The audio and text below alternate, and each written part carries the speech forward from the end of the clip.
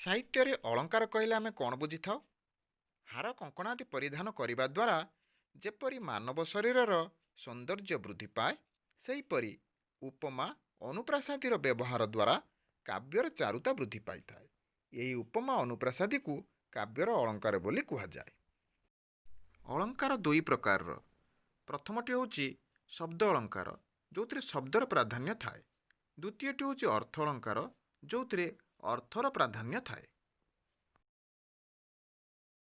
ସାହିତ୍ୟରେ ଅଳଙ୍କାରକୁ ଦୁଇ ଭାଗରେ ବିଭକ୍ତ କରାଯାଇଛି।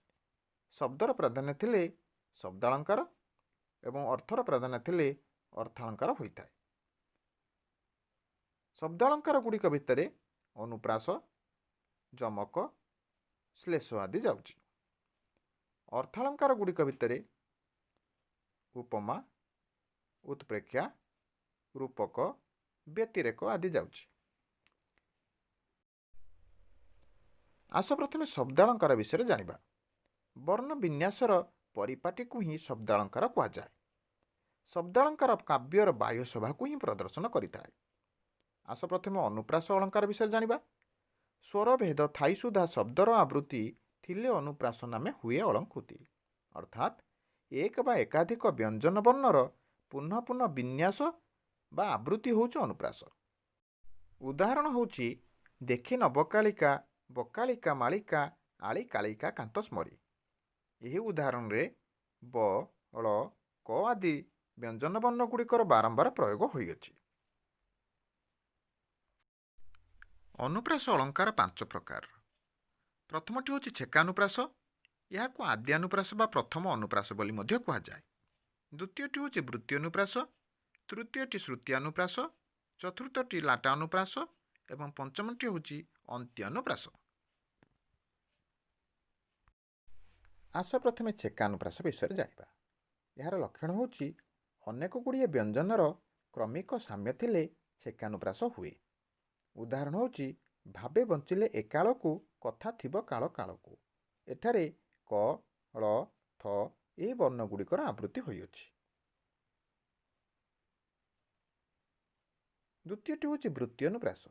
ଏହାର ଲକ୍ଷଣ ହେଉଛି ଗୋଟିଏ ସଂଯୁକ୍ତ ବା ଅସଂଯୁକ୍ତ ବ୍ୟଞ୍ଜନ ବର୍ଣ୍ଣର ଆବୃତ୍ତି।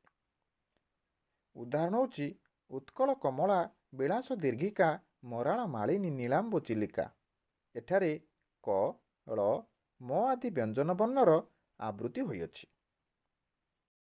ତୃତୀୟଟି ହେଉଛି ଶ୍ରୁତି ଅନୁପ୍ରାସ। ଏହାର ଲକ୍ଷଣ ହେଉଛି ତାଳୁ, ଦନ୍ତ ପ୍ରଭୃତି କୌଣସି ଏକ ସ୍ଥାନରୁ ଉଚ୍ଚାରିତ ବର୍ଣ୍ଣମାନଙ୍କର ବିନ୍ୟାସ। ଏଠାରେ ଏକ ସ୍ଥାନ ଉଚ୍ଚାରିତ ଶବ୍ଦ ଗୁଡ଼ିଏ ଥାଏ। ଉଦାହରଣ ହେଉଛି ପୁଷ୍ପ ପର୍ବ ପ୍ରଭାପ୍ରଭ ଭ୍ରମୁ ଭାବେ ଭୁବି ଭୀମ ବାଷ୍ପ ଭବ ଭବେ ଭବ ଭାବି ଭାବି। ଏଥିରେ କେବଳ ଓଷ୍ଠ୍ୟ ବର୍ଣ୍ଣମାନଙ୍କର ବ୍ୟବହାର ହୋଇଛି। ଚତୁର୍ଥଟି ହେଉଛି ଲାଟାନୁପ୍ରାସ। ଏହାର ଲକ୍ଷଣ ହେଉଛି ତାତ୍ପର୍ଯ୍ୟ ଭେଦରେ ଶବ୍ଦ ଓ ଅର୍ଥ ଯଦି ଅବିକଳ ଆବୃତ ହୁଏ ତେବେ ଲାଟାନୁପ୍ରାସ କୁହାଯାଏ। ଉଦାହରଣ ହେଉଛି କରି ଏମନ୍ତ ବିଚାର ଚାର ଶିରୋମଣି ପ୍ରକାଶିଲା ଶତାନିକ ନିକଟେ ଏ ବାଣୀ କାଶ୍ମୀର ଦେଶ ପ୍ରଭୁତ ପ୍ରଭୁତ ମାନରେ ଯୁକ୍ତ ଯଥା ଅବାରଣ ବାରଣ ଦାନରେ। ଏଠାରେ ଚାର, ନିକ, ପ୍ରଭୁତ, ବାରଣ ଶବ୍ଦମାନ ବିଭିନ୍ନ ଅଭିପ୍ରାୟରେ ବ୍ୟବହୃତ ଓ ଆବୃତ ହୋଇଛି। ପଞ୍ଚମଟି ହେଉଛି ଅନ୍ତ୍ୟାନୁପ୍ରାସ। ଏହାର ଲକ୍ଷଣ ହେଉଛି ପଦ ବା ପାଦର ପ୍ରାନ୍ତରେ ଯଥାସମ୍ଭବ ଅନୁସାର ବିସର୍ଗ ଆଦିର ସ୍ୱର ସହିତ ବ୍ୟଞ୍ଜନ ବର୍ଣ୍ଣର ଆବୃତ୍ତି ହେଲେ ଅନ୍ତ୍ୟାନୁପ୍ରାସ ଅଳଙ୍କାର ହୋଇଥାଏ।